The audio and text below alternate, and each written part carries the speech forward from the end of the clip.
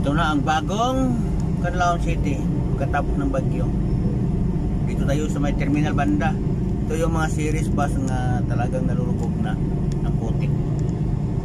So napakahirap na sitwasyon nila dito kapahedor.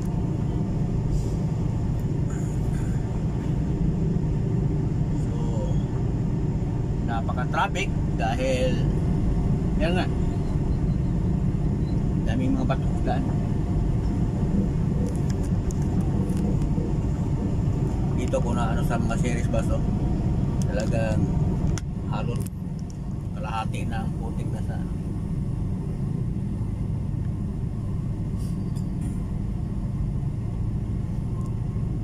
so dito naman mayroong kutsi nga na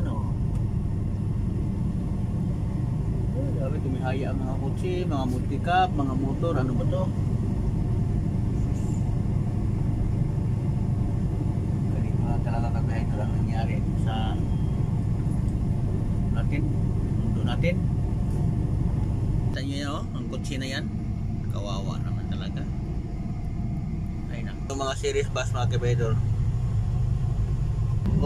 Pick up yan ang kabedor. Dali din pick up sa loob ng terminal. Kita nyo kabedor gano'ng galaki mga bato na yan